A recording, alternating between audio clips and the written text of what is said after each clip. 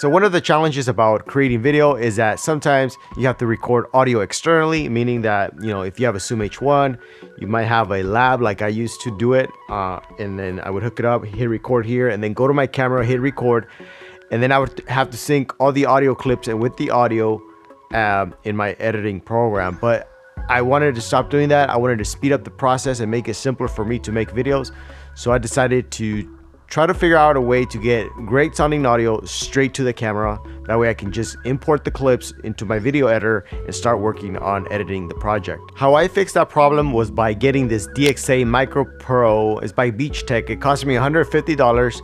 And what it does, it acts like an amplifier, or I guess an audio interface between the microphone and your camera. That way you get cleaner sounding audio. Because if you're recording audio straight to your camera, the amps on that camera are not good, especially if you're a Canon user. You probably might have noticed that if you try to record audio straight to the camera, you get this hissing sound.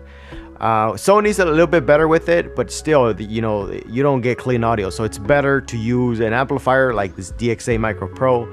That way you can get really clean sound straight out of the camera. I'm gonna do a quick run through of this Beachtek. I'm not gonna get too technical. I just know the very basic stuff, which is probably the only thing you need if you're just recording videos by yourself.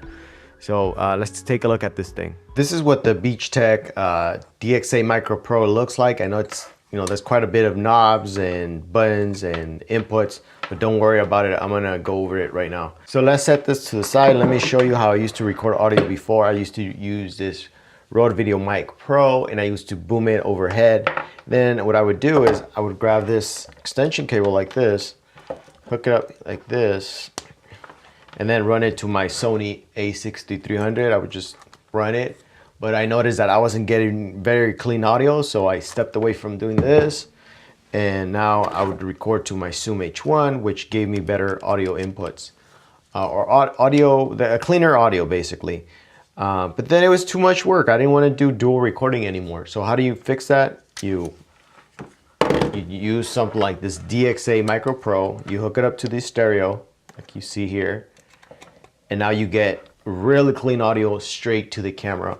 This cable, I'm going to show you. This cable goes to the audio here. You see that? That's how you want it. You can also use XLR. I often use it because I have a boom mic. And you know, just set it here, and then the other end goes to the XLR mic. So that's pretty neat. Now let me show you the different buttons. So if you plan to get something like this, here's the input levels. You can set them different levels, the left and the right channel. I usually have them at the same level. And then I use the M for mono instead of stereo, because I've noticed that M mono records on both channels, stereo only records on one channel. So that's how I set it. If your boom mic needs phantom power, that's where you turn it on. Mine doesn't, so I leave it off. There's an on and off button. Here's a phone jack. This is where you can monitor your audio. So if you're behind the camera, it's a good option to have. And then again, I said the XLRs right there.